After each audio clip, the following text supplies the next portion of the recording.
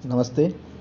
आज हम बीए प्रथम वर्ष में भौतिक भूगोल के अंतर्गत जो धरातल पर निर्मित होने वाली स्थलाकृतियों के बारे में पढ़ रहे थे। इसी क्रम में हम आज पवन निर्मित स्थल रूप विंड टोपोग्राफी के बारे में बात करेंगे कि पवन के द्वारा धरातल पर किन किन स्थलाकृतियों का निर्माण होता है। जैसा कि हम जानते हैं कि अनाच्छादनात्मक प्रक्रमों में अपर्दन और अपक्षय का स्थान होता है। पवन एक गतिशील अपर्दनात्मक प्रक्रम है और इसका प्रभाव धरातल पर काफ़ी विस्तृत रूप से देखने को मिलता है। पवन का कार्य अत्यधिक विस्तृत होता है, परंतु अर्धशुष्क एवं शुष्क मरुस्थलीय भागों में पवन अपर्दन का एक सक्रिय साधन है, क्योंकि किसी भी क्षेत्र की धरातल पर पवन का प्रभाव तब होगा तब उस क्षेत्र में पवन सतत और निरंतर रूप से गतिशील रूप से बहती हो, और इस प्रकार की स्थितियां सामान्यतः अर्धशुष्क एवं शुष्क मरुस्थलीय भागों में देखने को मिलती है। और यहाँ पर पवन एक सक्रिय कारक के रूप में अपर्दन करते हैं और अपर्दन के साथ साथ निक्षेपण का कार्य भी यहाँ पर होता है। शुष्क मरुस्थलीय प्रदेशों में उच्च तापमान के प्रभाव के फलस्वरूप खासतौर पर गर्म मरुस्थलों में पवन से कई प्रकार की स्थलाकृतियों का निर्माण होता है।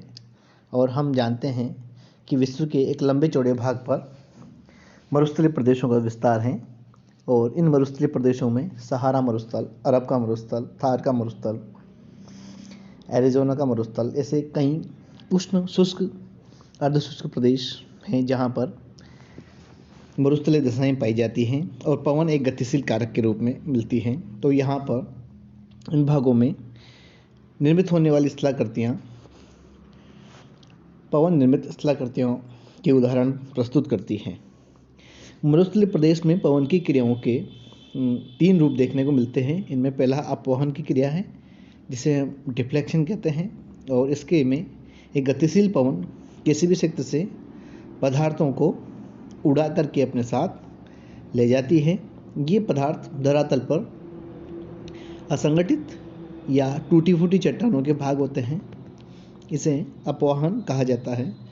मरुस्थलीय प्रदेशों में अपवाहन एक प्रमुख क्रिया है जो पवन के द्वारा संपादित होती है। इसका दूसरा रूप अपघर्षण होता है, जिसे एब्रेशन कहते हैं। और अपघर्षण के अंतर्गत पवन के साथ उड़ने वाले रेत के कण उनके संपर्क में आने वाली चट्टानों को रेगमाल की भांति घिसते हुए चलते हैं, अर्थात पवन में मिश्रित रेत के कण पवन में अपघर्षण का कार्य करते हैं, जो अपने संपर्क में आने वाली चट्टानों को घिस करके छोटा करने का कार्य करते हैं। वहीं तीसरी क्रिया सन्निकर्षण है, अट्रैक्शन, जिसमें पवन के साथ उड़ने वाले कण आपस में टकरा करके छोटे होते रहते हैं। इसे सन्निकर्षण कहा जाता है। इस तरीके से किसी भी क्षेत्र में पवन की ये 3 क्रियाएं उस क्षेत्र में स्थलाकृतियों के निर्माण में महत्वपूर्ण योगदान देती हैं। पवन द्वारा बनने वाले स्थल रूपों में सब पहले हम अपर्दनात्मक स्थल रूपों की बात करते हैं। अपर्दनात्मक स्थल रूपों से तात्पर्य पवन के द्वारा घिस करके, काट करके, छांट करके बनाए गए स्थल रूपों से हैं। इन स्थल रूपों में सबसे पहले हम इंसेलबर्ग की बात करते हैं। इंसेलबर्ग शुष्क मरुस्थलीय क्षेत्रों में पवन की अपर्दन क्रिया से बनने वाली एक विशेष प्रकार की स्थलाकृति हैं, और ये एक तरीके से मरुस्थलीय क्षेत्रों में अवशिष्ट चट्टानी टीले होते हैं। इन्हें अवशिष्ट मोरार्ड इंसेलबर्ग कहा जाता है, और ये नदी निर्मित मोरार्ड नॉक के समकक्ष होते हैं। अर्थात जब किसी क्षेत्र में अपर्दन क्रिया के प्रभाव से चट्टानों को घिस दिया जाता है और कुछ चट्टानी भाग अवशिष्ट टीलों के रूप में रह जाता है, जो शुष्क अपर्दन चक्र का एक अंतिम भाग हो सकता है, वो इंसेलबर्ग कहलाते हैं। इसे बोनहार्ट भी कहा जाता है। यह शुष्क पैडी प्लेन समप्राय मैदानों में मोनोड नाक के समान होते हैं। इस तरीके से इंसेलबर्ग मरुस्थलीय प्रदेशों में मोनोड नाक के समान बनने वाले संरचनात्मक रूप होते हैं। वहीं अगली अपरदनात्मक स्थलाकृति में हम मशरूम रॉक होती है, जिसे छत्रक शिला कहा जाता है। मरुस्थलों में इस प्रकार के स्थल रूपों का निर्माण एक विशेष प्रकार के क्रम से और अपरदन से होता है।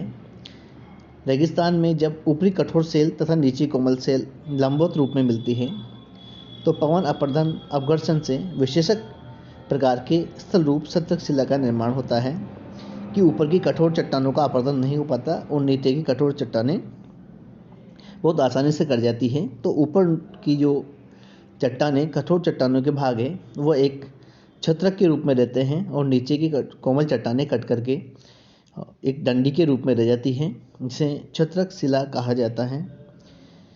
इस तरीके का जो स्थल रूप होते हैं, ये स्थल रूप विशेषक अपरदन का परिणाम है और इस प्रकार से नीचे की चट्टानों का अत्यधिक अपरदन होना इसलिए ज़्यादा स्वाभाविक होता है क्योंकि मरुस्थल में पवन के साथ, गतिशील पवन के साथ उड़ने वाले रेत के कणों का प्रभाव धरातल के पास ज़्यादा होता है, अतः नीचे की कोमल चट्टानें शीघ्रता से कट जाती हैं और ऊपर की कठोर चट्टानों पर इसका प्रभाव कम रहता है। तो इस प्रकार की एक स्थलाकृति का निर्माण होता है जिसे मशरूम रॉक कहा जाता है।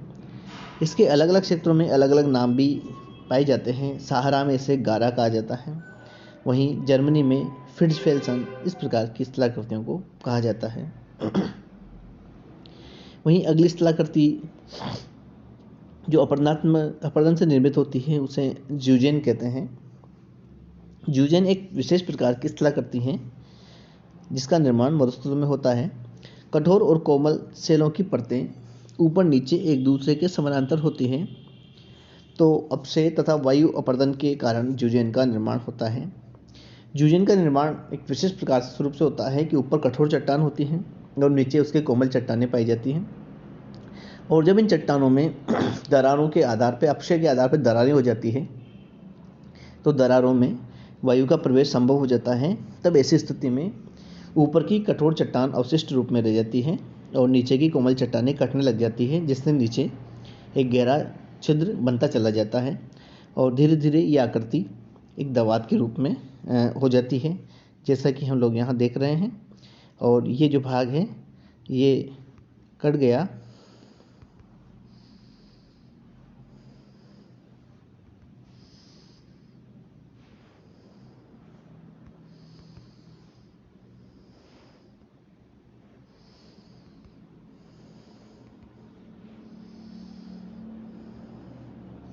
ये भाग कट गया और इस तरीके से ये दवात रूपमा आकृति का निर्माण हो गया जिसे ज्यूजेन कहा जाता है। इस तरीके की स्थलाकृतियाँ सहारा के मरुस्थलीय भागों में काफ़ी देखने को मिलती हैं। वहीं अगली स्थलाकृति यार्डंग है, जो भी एक तरीके से मरुस्थलीय क्षेत्रों में पवन की अपरदनात्मक क्रिया से बनती है। और यहाँ पर स्थला के चलने में ये होता है कि यहाँ चट्टानों का जो स्वरूप होता है, कठोर और कोमल चट्टानें वर्टिकल रूप में या लंबवत रूप में पाई जाती है। जब दो चट्टानों के बीच से वायु चलने से अपरदन के फलस्वरूप खांचे एवं कटक बन जाते हैं, तो इसे यार्डंग कहते हैं। और इस तरीके से जब पवन वायु चलती है तो वायु के चलने के प्रभाव के फलस्वरूप यार्डंग की स्थलाकृति का निर्माण होता है, जो हम लोग देख रहे हैं कि यहाँ इस तरीके से कठोर चट्टानें हैं।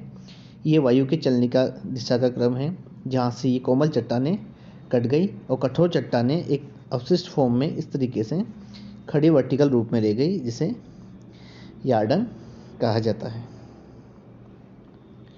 हम अगली स्थलाकृति इसमें देखते हैं तो वो है ड्राई कांटर। इसमें अस्मक शिला भी इसको कहा जाता है। और पथरीले मरुस्थलों में सतह पर पड़े शिलाखंडों पर पवन से अपरदन द्वारा खरांचें पड़ जाती हैं। इन शिलाखंडों का आकार चतुष्फलक जैसा हो जाता है। 3 फलक वाले टुकड़ों को त्रिफलक ड्राई कांटर कहते हैं। अर्थात जब किसी मरुस्थलीय प्रदेश में पड़े हुए शिलाखंडों पर अलग अलग दिशाओं से पवन चलती है तो उनका कटाव होकर के वो एक तरीके से त्रिफलक या चतुष्फलक इस जैसी आकृतियों का निर्माण उन पर हो जाता है। इन्हें इस तरीके से जो बन जाती है उन्हें ड्राइकांटा कहा जाता है। अगला इसका स्वरूप है जालीदार शिला, लैक्टिक्स। विभिन्न संरचना के स्वभाव वाली चट्टानों में जब सशक्त पवन अपघर्षण द्वारा सेल के कोमल भागों को अपरदित करके उड़ा ले जाती है और कठोर भाग यथास्थान स्थिर रहते हैं, जिससे जालीदार शिला का निर्माण होता है। अतः चट्टानी भागों पर जब कोमल और कठोर अलग अलग संरचना वाली चट्टान यहाँ पर पाई जाती हैं तो कोमल चट्टानों ये के भाग कट जाने पर उस पर एक जालीनुमा आकृति का निर्माण हो जाता है, जिसे जालीदार शिला कहा जाता है। और जब इसमें आर पार छिद्र हो जाता है और नीचे तक कट जाती हैं तो एक पुल का निर्माण हो जाता है, जो इसका एक अग्रिम रूप होता है।